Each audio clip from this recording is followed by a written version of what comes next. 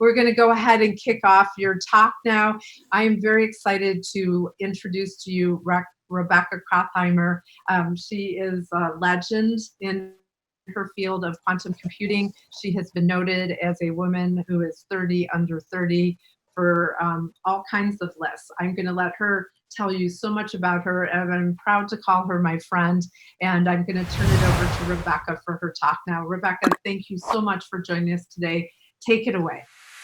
Thank you so much for having me, Molly. And as one woman in tech, thank you for being a woman who has inspired me for the last couple of years now. So hi, everybody. I am incredibly excited to be here today and hope to get you all as excited as I am about quantum computing. First, I'll jump in to my background to kind of explain how I ended up on this quantum journey. So yeah, as Molly said, I work in quantum computing. Usually I start with my academic background in it, but since this is an AI and showbiz conference, I'll go a little bit back to where my career first started when I was 7 years old, and I worked as a extra in a movie called Bicentennial Man. And this was the very peak of my acting career at 7 years old. And it was a movie about it was with Robin Williams, and it was a movie about a robot on a journey to become human. And I think this is incredibly appropriate given where I ended up after acting career didn't work out. I ended up at Stanford studying AI, and really what got me was one day sitting in a philosophy class, and the question came up: what does it mean to be human? What does it mean to be conscious? And so I dove in, started studying AI, and how do we bring humanity to AI? And this was an exciting time where we were first starting to be able to work with big data and GPUs and really start to use neural networks. And I loved this. I loved this. Sorry, getting notifications. I loved it. I dove in. I started building a bunch of stuff and built some really cool stuff. Programs that could learn from computer game characters, and predictive pricing models for produce from the Central Valley, and all these cool things. But really, ultimately, every time I built something, I wanted more. And there's this huge promise of AI. When we think of AI, we think of all of the sci-fi and all of the robots that can do crazy things.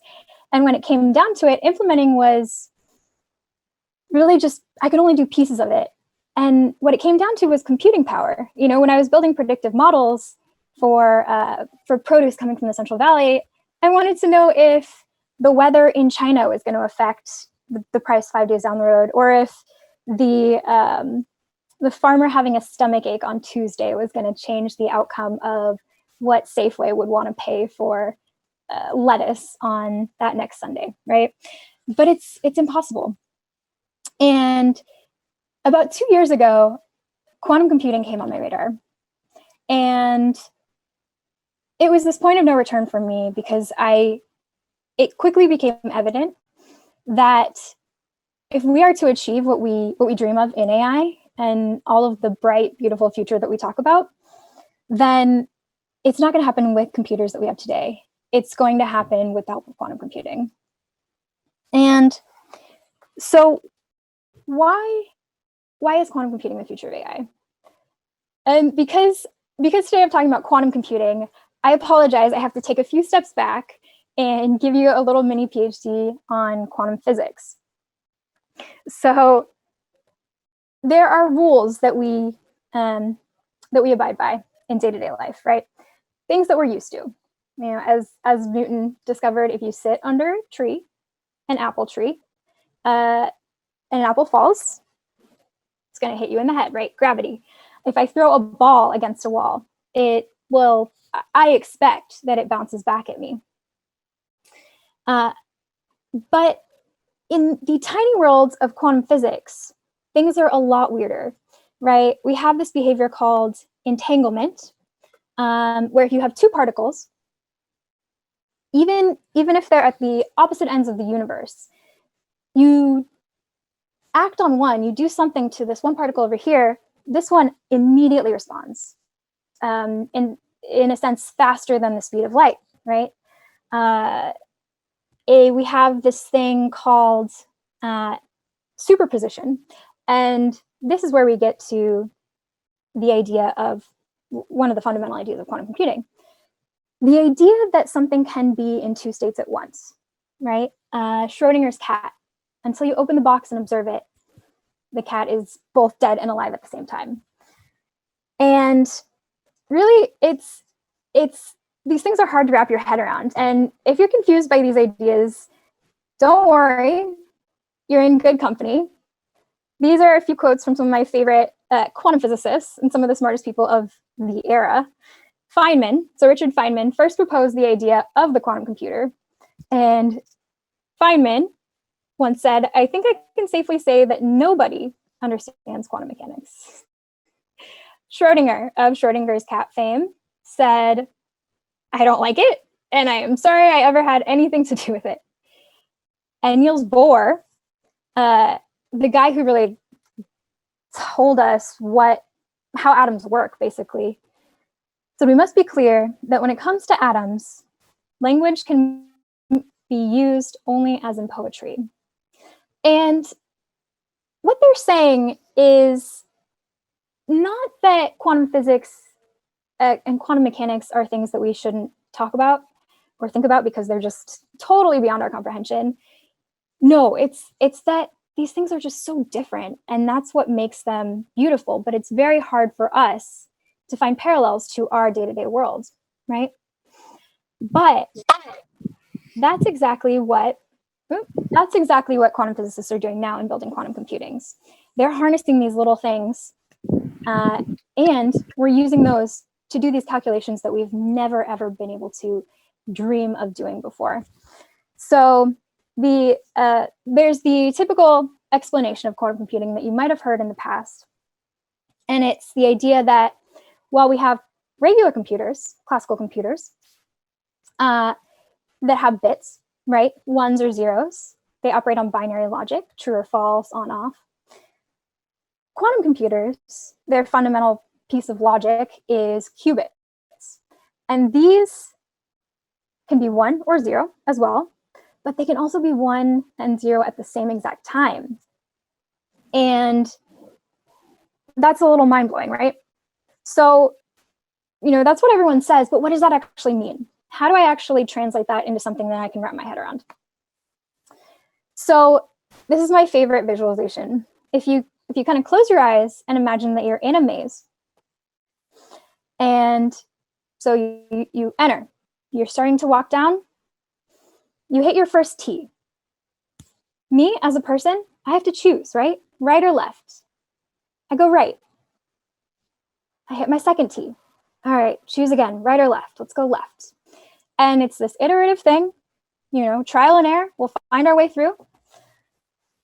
If you're a regular computer, you might send out 2 little bots, right?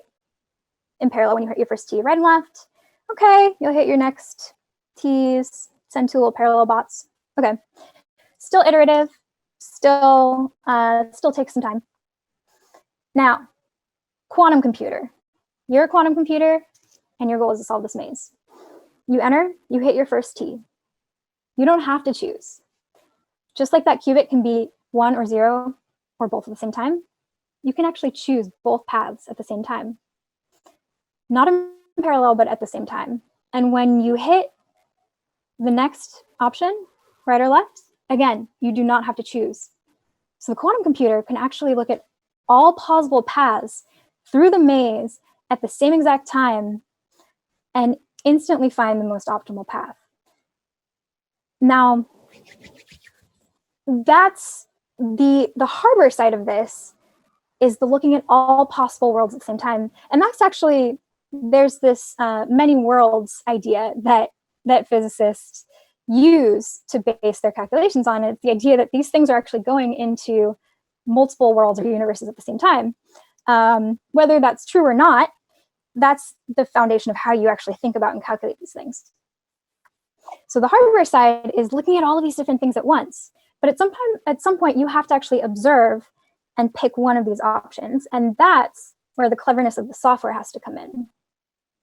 So what I ended up working on is the software side, because I think it's a given at this point that the hardware is happening. What's not a given is that we come up with these creative ways to use this incredible power to actually prune off the paths. So actually using physics, programming in to use physics to cut off the paths through the maze that are not the right ones, so that when we do observe and look into this box, what you're left with is that most optimal path. And so in this sense, a quantum computer is incredibly powerful. And I hope you can see now that it is not just a better computer, right?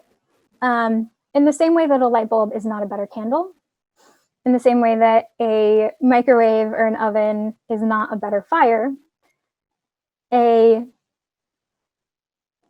quantum computer, this beautiful golden sci-fi looking thing, is not just a better computer. And we won't have them on our desks at any time soon.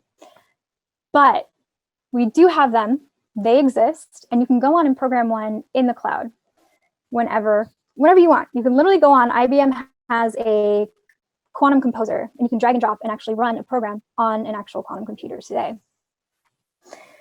So let's talk about quantum computing today, because I think this is something that when I talk to people, it really actually blows a lot of people's minds that this is not just sci-fi. My team, we're actually doing things on quantum computing and programming AI. So you might have heard the Google announcement last year where they achieved quantum supremacy. Now, this was kind of the point of no return for quantum computing, where everyone had to accept, okay, this thing's real, this thing's coming. And what quantum supremacy was Google was able to run something on their quantum computer, a problem, that would take the world's fastest supercomputer 10,000 years to run. Google was able to do it in 200 seconds. And that's incredibly powerful, right? So we're at this point where, this thing is here. This thing is here to stay. Bottom line, they're real. And now the reason that we're not hearing about this every single day is that they are young. They are in their infancy. The computer that Google used to solve this problem had around 50 qubits, whereas the supercomputer had more bits than I can even count. But quantum computers scale in a different way. If I want to double the power of that 50 qubit quantum computer, I add 1 qubit. Whereas if I want to double that supercomputer, I have to build a whole nother football field size computer. So they are in their infancy, and that is what is exciting. And yes, it's time to get excited. So let's talk about real things that we are actually doing with quantum computers today. I've listed some of the companies that are actively working and doing research in quantum computing, and we work with some of these companies. Chemistry. This is one of the huge mind-blowing things that quantum computing is going to disrupt. And now quantum computing will not disrupt everything, because we do have to find those clever ways to cut off those paths in the maze, so to speak, right? And so we have to come up with algorithms. And it's not going to revolutionize everything, but one huge use case, chemistry. So, and this is an especially appropriate time today as we rush to find a cure for COVID, right? Drug discovery. It's a largely trial and error approach. If we wanted to model computationally the penicillin molecule, and it's not an especially complex molecule, but if we wanted to model that molecule, we would need more bits, more classical computing bits than there are atoms in the entire known universe. But we only need 256 qubits. So what quantum computing promises in chemicals, material science, pharmaceuticals is this ability to rapidly simulate energies of these molecules, how they interact. leading to things like personalized drug discovery, super materials, right? One of the main use cases is this Haber-Bosch problem, turning ammonia into fertilizer. Accounts for 2% of our emissions. We're looking at solving that with quantum computing. Now, back to that maze example. Back to that maze example. You can imagine now, in terms of AI, how powerful this could be. And these are some of the companies that are working in that, using it for things like route optimization, supply chain optimization, really fundamental pieces of AI. And finally, here at the bottom are some of the things that we're working on. We've got chemistry, predictive finance, portfolio optimization in a way that we've never been able to before, right? If I can take in all of these almost infinite number of variables and actually operate on them, where I can't in the classical world today, I could look at that farmer having a stomach ache and actually take that into account in my calculations, right? Now, of course, we're here talking about showbiz. Here are some of the exciting things that we're looking at in terms of what quantum computing can do for media. Ray tracing, huge thing in graphics, right? It can take hours to render a single frame of a movie. Quantum computing promises to be able to disrupt that. If you think about imagining all the different rays of light and how they bounce off things in animation, and actually using quantum computing to optimize that, that's one of the huge things that we'll start to see in the next few years. GANs, you might have heard of these, generative adversarial networks. They can do scary things like, none of these faces is a real person. They were generated by neural networks. Neural networks don't just do, or GANs don't just do scary things like that. They can also do things like face aging. So if you imagine in movies, doing automated face aging, photograph editing, generating new poses, right? Text to image translation. Now imagine that, right? You write a script. Imagine that you could automatically generate a storyboard based on that, video prediction, etc. So really what it comes down to is quantum computing is this thing where we can actually take in all of these little variables, much like our human minds can, and relate them to each other in a way that we've never been able to do before. And over the next 5 years, 10 years, and for the foreseeable future, this is the thing that you're going to be hearing about.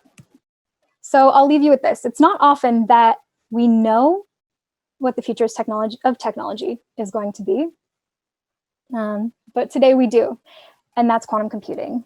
And so I encourage you to dive in, reach out, and start getting to work. Thank you.